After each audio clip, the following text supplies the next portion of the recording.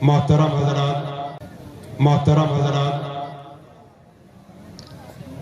آپ سب حضرات کے سامنے ابھی حضرت مولانا مفتی محمد مقبول صاحب جو ہمارے اس ادارے کے ناظم ہیں، آپ حضرات کے سامنے یہ اعلان کیا کہ آج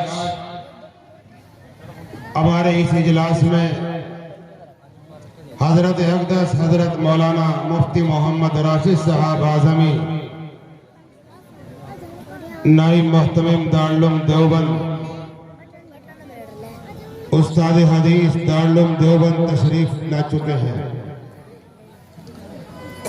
ایسے ہی حضرت اقدس حضرت مولانا محمد عاقل صاحب شیخ الحدیث جامعہ بدرالعلوم گڑھی دولت و رکن شورا دارالعلوم دیوبند و صدر جمعیت علماء مغربی اتر پردیش، وہ بھی الحمدللہ ہمارے درمیان میں تشریف فرما ہے۔ اسی طریقے سے حضرت مولانا محمد راشد صاحب محدث دارالعلوم جلال آباد ہمارے اسٹیج پر جلوہ افروز ہے، جن کا علمی، نورانی اور روحانی خطاب ابھی آپ حضرات سنیں گے۔ اس سے پہلے کہ حضرت والا کا خطاب ہو، ضروری ہے کہ ہم اور آپ ذرا سا ماحول بنا لیں، چونکہ گرمی بہت ہے، ہوا بالکل غائب ہو چکی ہے، کوئی بھی پتا پیڑ پر حرکت کرنے کو تیار نہیں ہے، لیکن اس کے باوجود آپ سب حضرات کا یہ ہجوم، آپ حضرات کا اپنے مدرسے کے عقیدت اور محبت میں یہاں تشریف لانا، یہ یقیناً حد درجے کی محبت کی بات ہے۔ تو میں درخواست کروں گا جو ہمارے ساتھی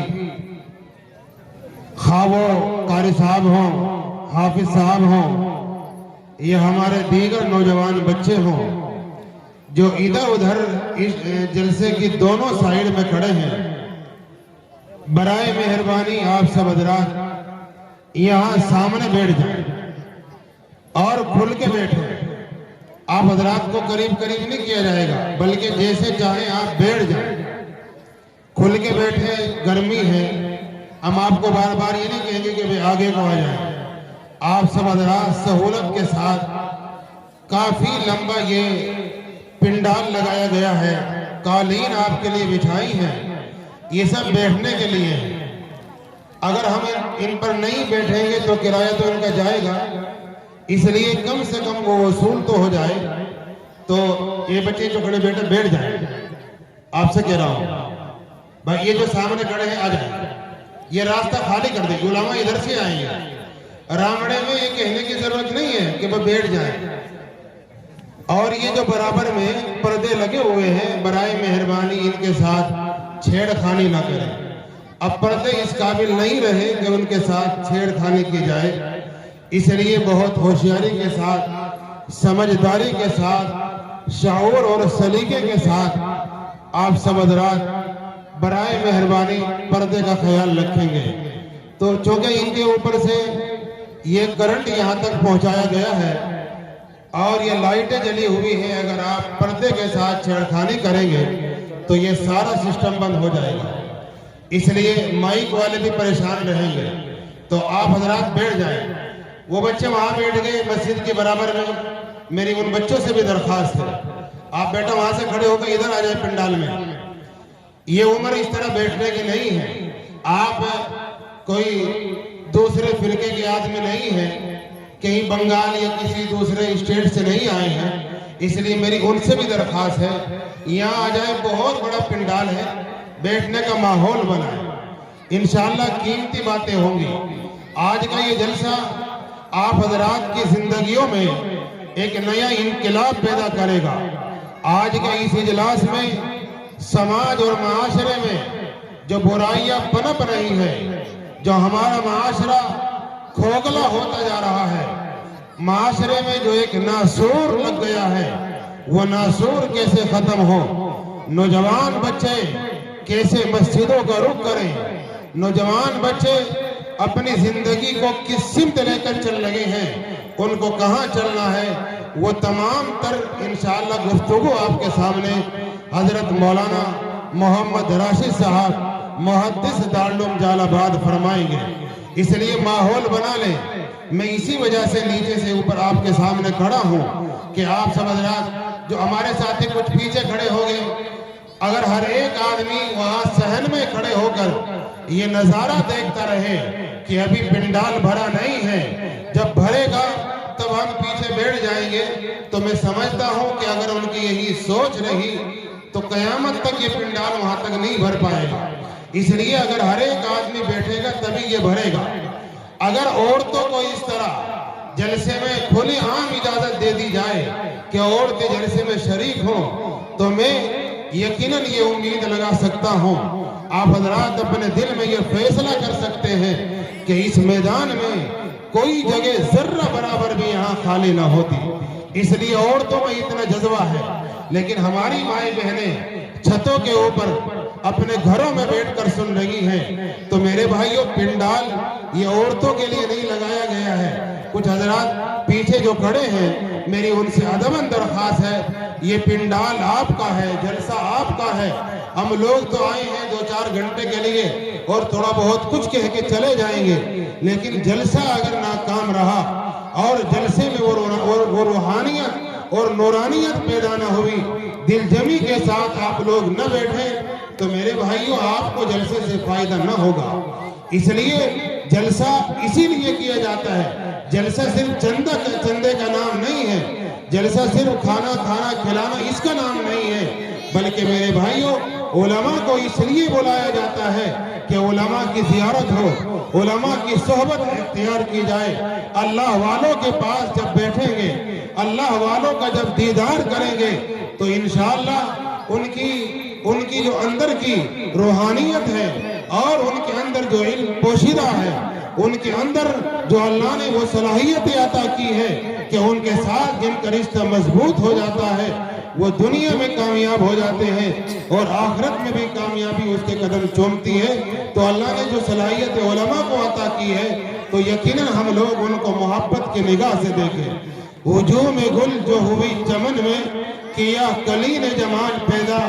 قدردانوں کی کمی نہیں، کرے تو کوئی کمال پیدا۔ آج مدرسوں کی کمی نہیں ہے، آج تبلیغ کی، چلے والوں کی، خانقاہ کی، کسی کی کوئی کمی نہیں ہے۔ اگر کمی ہے تو صرف میرے بھائیو عمل کی ہے۔ اس لیے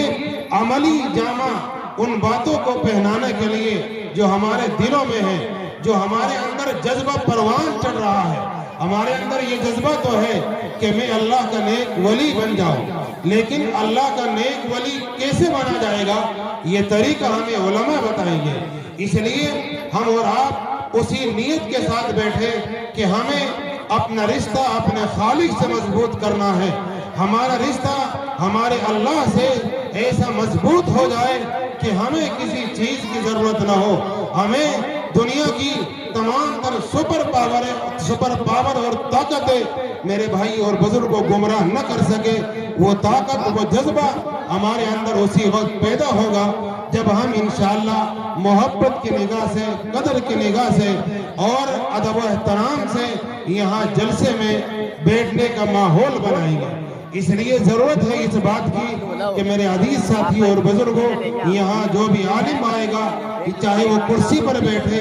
یا مائک کے سامنے کھڑا ہو، وہی باتیں اللہ اس کے دل میں ڈالیں گے کہ جو مجمع کی تڑپ ہوگی، جس چیز کی سماج اور معاشرے میں ضرورت ہوگی، اللہ وہی باتیں علماء کی زبان سے نکلوائیں گے۔ اس لیے علماء اپنے مقام سے، اپنے مدرسوں سے نہ جانے کیا کیا سوچ کر آتے ہیں کہ رامڑا جلسے میں جائیں گے، وہاں یہ بیان کریں گے، لیکن آنے کے بعد وہ تمام تر باتیں یقیناً ذہن سے نکل جاتی ہیں اور اللہ تعالیٰ وہ باتیں نکلواتا ہے کہ جن باتوں کی سماج اور معاشرے کو مجمع میں بیٹھنے والوں کو ضرورت ہوتی ہے۔ اس لیے میری آپ سے درخواست ہے سب حضرات دل جمی کے ساتھ بیٹھے، سکون کے ساتھ بیٹھے، جہاں بھی آپ کا من چاہے وہیں بیٹھ جائے۔ گرمی ہے، بار بار یہ نہیں کہا جائے گا کہ آپ حضرات آگے آ جائیں، آگے سرک جائیں۔ یہ ہم لوگ آج کئی جلسے میں، یہ سن 2023 کا پہلا جلسہ ہوگا کہ جہاں ہم آپ کو، جہاں آپ بیٹھے ہیں وہیں بیٹھنے کی پوری اجازت دے رہے ہیں، ورنہ تو ہمارا مزاج یہی ہے کہ ہم اس طرح جیسے لوگ کھڑے ہیں ادھر ادھر بیٹھے ہیں، یہ اپنا مزاج بھی نہیں ہے، جلسے کے خلاف بھی ہے۔ اس لیے کہ مشکل ہے میرے ٹوٹے ہوئے دلوں کو جوڑنا، مشکل ہے میرے ٹوٹے ہوئے دلوں کو جوڑنا۔ سمجھو تو پہلے کون سا ریزہ کہاں کا ہے۔ اگر جلسہ چلانے والا سلیقہ مند نہیں ہے، اسے یہ احساس نہیں ہے کہ کیسے جلسے کو چلانا ہے، یہ لوگ کیوں کھڑے ہیں، یہ لوگ وہاں کیوں بیٹھے ہیں، تو یہ جلسے چلانے والے کی ناکامی ہوتی ہے۔ لیکن چونکہ گرمی زیادہ ہے اس لیے آپ حضرات اسے کامیابی سمجھیے یا ناکامی، جہاں بھی آپ کا من چاہے سکون کے ساتھ بیٹھ جائیں۔ تو لیجیے انہی چند تمہیدی گفتگو کے ساتھ ساتھ ہم میں بڑے ہی ادب و احترام کے ساتھ، چونکہ وقت کافی ہو گیا ہے اور ہمارے درمیان میں جو علماء تشریف لائے ہیں ہمیں سب کو سننا ہے۔ میں تو مستقل آپ کے درمیان میں رہتا ہوں، ملاقات بھی ہوتی رہتی ہے، تو بہرحال میں درخواست کروں گا اس وقت میں حضرت اقدس حضرت مولانا محمد راشد صاحب محدث دارالعلوم جلال آباد، وہ ہمارے اسٹیج پر جلوہ افروز ہیں۔ میں حضرت والا سے درخواست کر رہا ہوں کہ بج رہا ہے نکارہ 400 جن کے نام کا، تذکرہ عام ہے ان کے خطاب کا، بت قدوں میں انہوں نے گاڑا ہے علم اسلام کا، رعب ہی کچھ ایسا ہے اس دین کے زرخام کا، کتنے ہی سینوں کو نور علم و عرفان سے بھر دیا، کتنے ہی خشک ویرانوں کو جل تھل کر دیا۔ مراد ہے میری حضرت مولانا محمد راشد صاحب محدث دارالعلوم جلال آباد آپ سے خطاب فرمائیں گے۔ آپ توجہ کے ساتھ حضرت والا کا خطاب سنیں۔